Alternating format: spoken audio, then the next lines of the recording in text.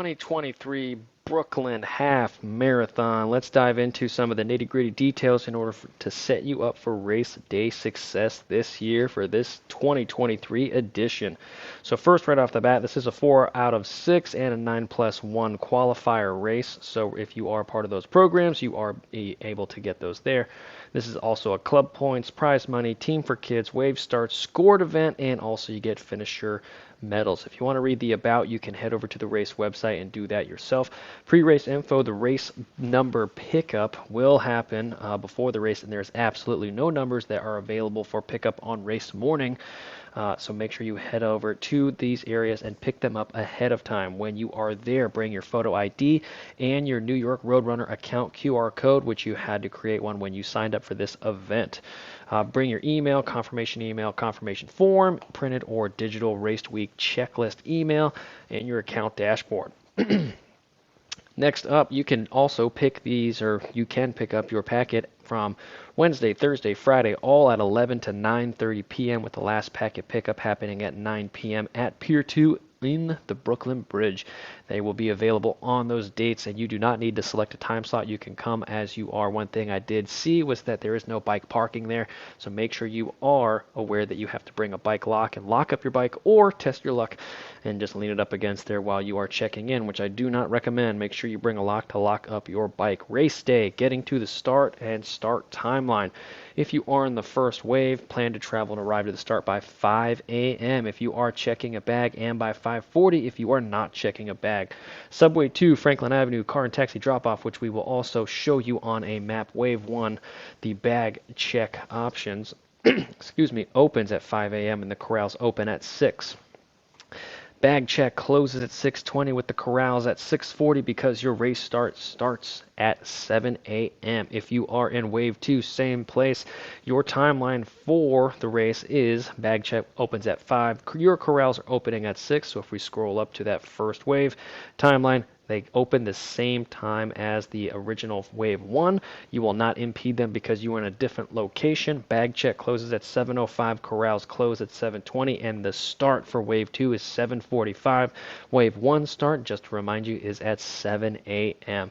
Course description, let's head on over to the start map, which we talked about before. This is wave 1. This is going to be your location where you are in your corrals over here. Wave 2, you are starting off over here with your bag checks happening both at the beginning of your corrals. So if you are in wave 1, your bag check is happening right where that suitcase and number 1 is right there. Same thing for number 2, but just on the opposite side. Your bag check is happening over here. Something interesting to note, the drop-off locations which they recommend are right here and also right here. So if you are in wave 2 and you know you're in wave 2, you should probably get dropped off over here, and vice versa if you are wave 1. If you don't mind walking, it doesn't really matter. It's not too far. You're already running 13 miles anyways. And this is also a good time to talk about the first couple of miles here. You can see there is a major zigzag, and then down here there's a lot more miles that aren't shown, and then you'll actually come back up through the park and zigzag back down. That's going to create some other things later on. So heading back over here, results and awards are going to be posted on the New York Running Racing app or at this website right through here. And those are going to be the unofficial results, which are going to be posted live. Live ones are going to be posted right here on results.nyrr.org later on. Prize money, since this is one of the more higher profile races, we do have individual prize money, first to fifth, $2 to $100. So make sure if you are one of those front runners, you are aware that this is a possibility. If you are interested in more money, you can also have a $100 time bonus available to men, women, or non-binary finishers who break the course record. The men's is 103.14, women 111.24, and the non-binary is 116.25. There is also an additional, there's a $100 bonus available for the top 3 finishers who finish under that time right there. So if you are third place and you finish in 1:04.59, you, my friend, are going to get a $100 bonus. good for you. There is also team prize money on the line here. First place is going to receive 5, second is 4, and then it goes 3, 2, 1, 4, 3, 4th, and 5th place. And again, this is a 4 out of 6 program race. Now the finish line, this is our finish line area here. You are running on this blue mark right through here. The star is the finish. After you finish, you're going to walk over to the parking lot over here where you are going to be able to have medical. You're going to be able to pick up your bags, which you dropped off at the corrals earlier in the morning, and you have the opportunity to hit the toilets and the recovery station one more time before you leave this area.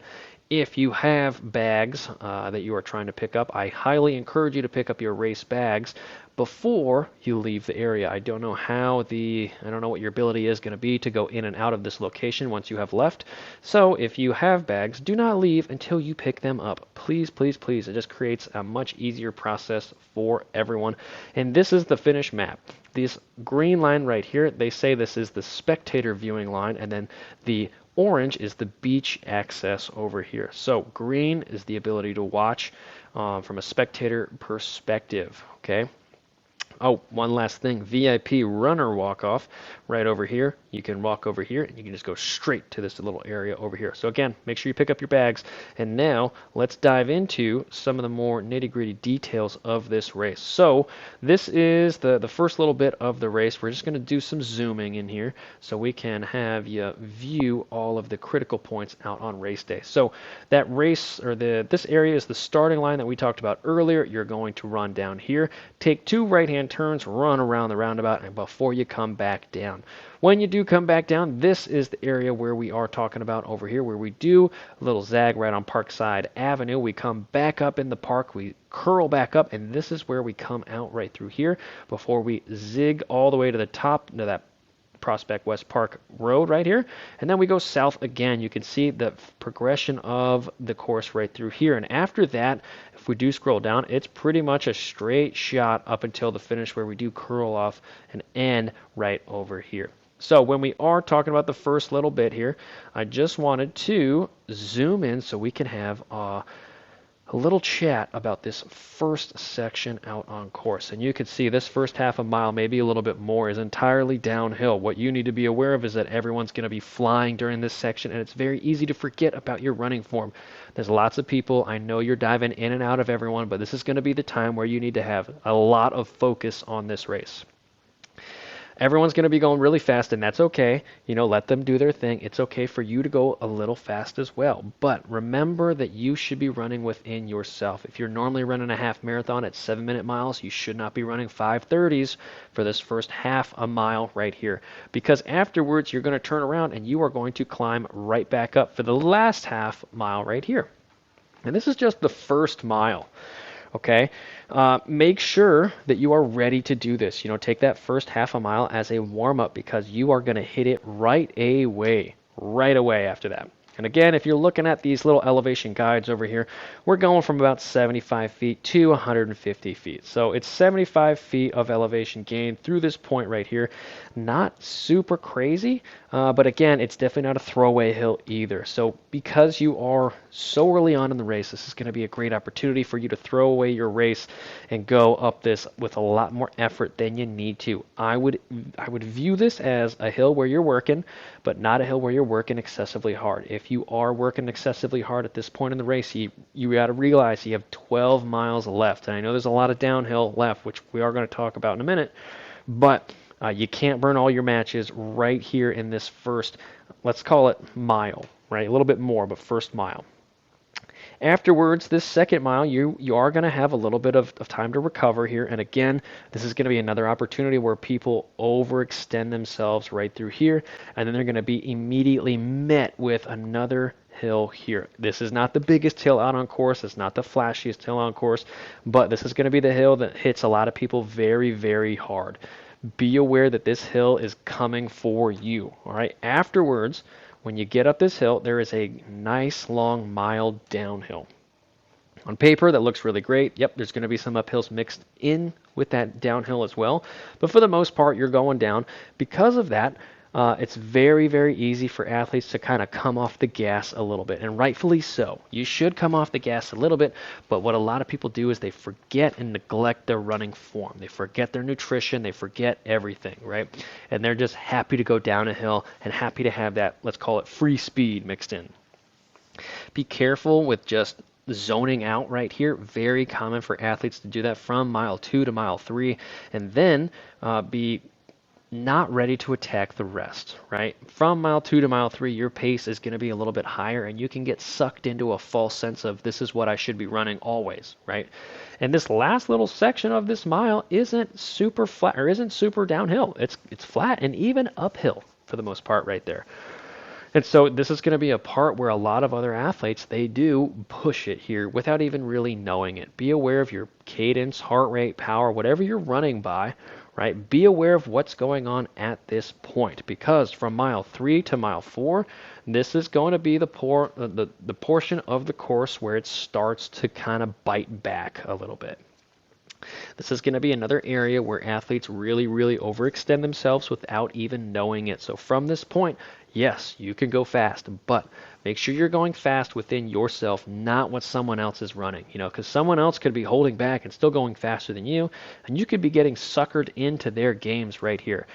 This whole mile should be viewed as a spot where you are getting ready to go for mile 4 to mile 4.5-ish, maybe 4 to 5.5-ish.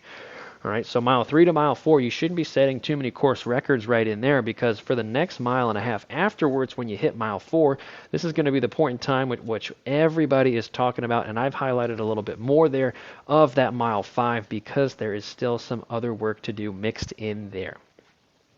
Obviously, from 4 to 5, this is where everyone's talking about. This is going to be the most aggressive part of the course that's coming at you. And that is going to come, from mile 4 to mile 5, right here in the park, where we are talking about right here, and you're climbing back up to the top of that park right in there, just so everyone is aware. So we're still not out of the woods when we have talked about our our starting area. We are still kind of in that area there. So when we are climbing up this first little section, you can see this is the steepest part of the hill, coming right at the end of mile 4, start of mile 5, and then it comes down a little bit, and then there's still going up, but it starts to become less of a hill. So for this first half of the hill, you need to kind of just get up it. And remember, if you are worried about this hill and you need to walk up it, absolutely. If you're not having the best day in the world, or you've noticed that your heart rate is starting to spike, you need to just back off a little bit, this is kind of the last time where you can have the luxury of walking out on this course without losing a lot of time if you're a podium chaser. If you are a mid-packer athlete, you might want to think about walking during some of these stretches as well. It's not the end of the world. Make sure you're running here, and you aren't going to be losing a ton of time while still getting some of that recovery, regardless of what level you are. From mile 5 to mile 6-ish, you are going downhill, and I realize that, but this is the chunkier part of course. This is a part where you're going up, you're going down. You don't really have a lot of solidarity with anything. It is going up, it's going down, it's repeating. You're not going to have any breaks necessarily in here. So again, running form is critical at this point, because if you can arrive at mile 6.5 ready to rock and roll, your race is ready to go. You are locked and loaded, and you are set for some race day success. From 6.5 to 7, this is the steepest downhill out on the course, or the second steepest downhill out on course. With that, you want to avoid walking if you can. If you are having to excessively brake a lot and you are using a lot of quad here, then you might want to think about slowing down in general. But if you can maintain that running form and arrive at mile 7 running and still comfortable, you are going to be golden. We have some net downhills from mile 7 pretty much to the finish line, if we're being honest. So during this section right here, this is a big key to the course. Remember when I said that from this point right in here, this is the last point at which we can kind of walk and get away with it. That is because the rest of this course is downhill. So if you are walking on one of these sections and you are a podium chaser, then you're going to be losing a substantial amount of time compared to others on these sections here. So be ready to go and use the first half of this course to fuel the last half of this course. During this first half of course, you're going to be working, yeah, for sure, right? But take the opportunities to use some of these downhills to kind of recover, because even though this is downhill, imagine this, I'm going to make a terrible comparison here, but this is very Boston-esque right through here in a lot of sections, right? Because a lot of it is downhill. And again, we're talking from 50 to 0, right, over the course of these miles. So it's not like we're going downhill excessively mile after mile after mile. It's just a slight downhill continuously. Right, and with that, you have the potential to really overdo it and burn up your quads, reach out in front of you, and lose those activating muscles that you count on for speed out on a course. So be aware of how you're attacking this. Make sure you're landing within your running form, and you are not exploding out the back, but again, you're using gravity to help you generate some of that speed easier. Okay, so a lot of this section in the back is really absorbing all of that impact on the ground. Maybe you're going a little bit faster than what you typically do, and if you are absorbing the impact of you over and over and over again, but you're braking and then having to overcome that brake, you're going to be in trouble later on from mile 11 to mile 13. That's just the way it's going to work. So make sure you are landing underneath you. Make sure you are using gravity to assist you. And also, one last thing here, realize there's still going to be a lot of work to be had during these sections, right? But if you use the terrain to you, that is going to be very, very beneficial. Now, one big thing here is the weather. If the weather or the wind is coming from the south, you are going to be, you're not going to have as much free speed as you think, and this section is going to turn into a drag, essentially flattening out this course right here. If that's the case, I think more happy days to you. Be mentally strong and available to overcome that. Okay. Last thing that we are talking about very quickly are the aid stations. And you can see right up here, we have an aid station at mile 1, mile 2 coming back down. We have aid stations pretty much everywhere out on course. Lots of them have Gatorade along with water, and it's not uncommon for that to go all the way around. If it doesn't happen, it's probably going to only happen at 1, maybe 2. So use the aid stations to succeed. Okay, if it's hot, have water to cool yourself off, and do that at every one. Grab a Gatorade, grab a water, pour the water over top of you, drink the Gatorade, and just be fueling for success on race day. Make sure you're practicing your race fueling plans here if this isn't an A race. And if this is an A race, I wish you the best of luck, and best of luck to everybody else on this 2023 edition of this Brooklyn Half Marathon.